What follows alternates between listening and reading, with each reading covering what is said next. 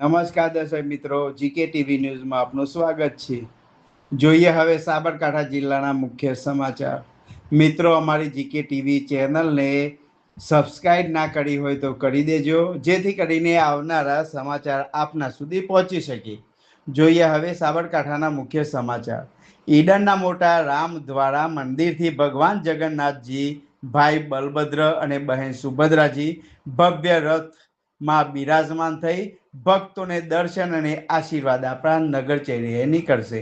અંદાજે 5 કિલોમીટર લાંબી રૂટ પર યોજાનારી આ રથયાત્રામાં 25 જેટલા આકર્ષક ટેબ્લો અને અંદાજે 500 મીટર લાંબુ ભક્તોનું સરઘસ વિશેષ આકર્ષણ બનશે।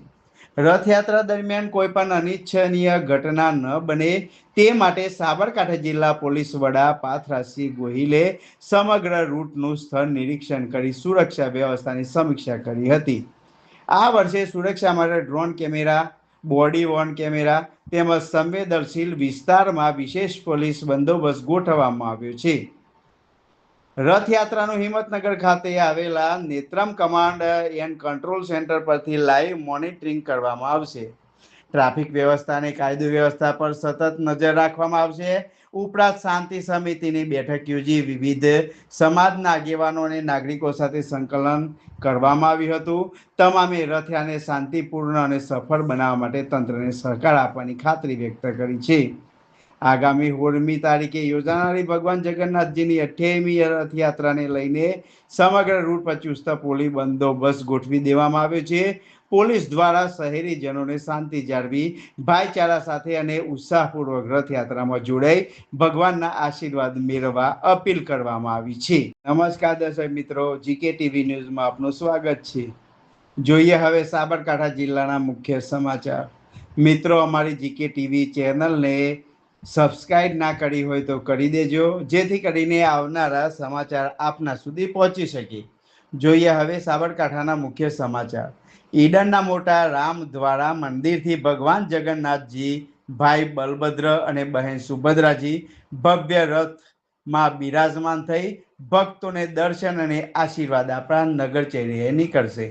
અંદાજે 5 કિલોમીટર લાંબી રૂટ પર યોજાનારી આ રથયાત્રામાં 25 જેટલા આકર્ષક ટેબ્લો અને અંદાજે 500 મીટર લાંબુ ભક્તોનું સરઘસ વિશેષ આકર્ષણ બનશે।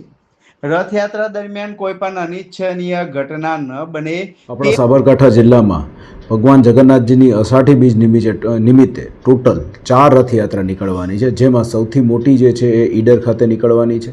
ઈડરની અંદર આ 28મી રથયાત્રા છે અને આ રથયાત્રાની અંદર આશરે 25 જેટલા અલગ અલગ જે ટેબ્લો ને એ બધું જે છે એ હોય છે અને 500 મીટર જેટલી લાંબી આ રથયાત્રા છે।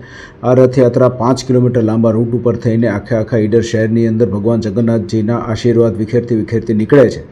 ત્યારે તેની સુરક્ષા માટે થઈને પોલીસ વિભાગ દ્વારા એક ડીવાયએસપી અને પીઆઈ પીએસઆઈ થઈને ટોટલ 300 પોલીસ અને 350થી વધુ હોમગાર્ડ જીઆરડીનો આખો બંદોબસ્ત ગોઠવેલો છે।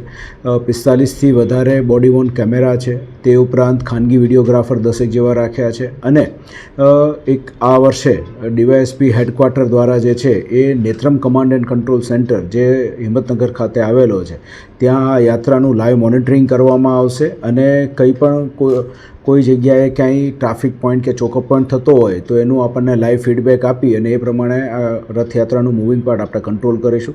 તે ઉપરાંત પોલીસ દ્વારા ડીપ પોઈન્ટ પણ રાખવામાં આવ્યા છે। જાહેર જનતાને અપીલ પણ કરી છે કે આની અંદર ભગવાન જગન્નાથજીના આશીર્વાદ લેવા માટે થઈને આપ સૌ આવો, પરંતુ શાંતિપૂર્ણ રીતે અને એકબીજાની સાથે સાથ સહકાર આપીને આ રથયાત્રાની અંદર આપ ભગવાનના આશીર્વાદ મેળવો।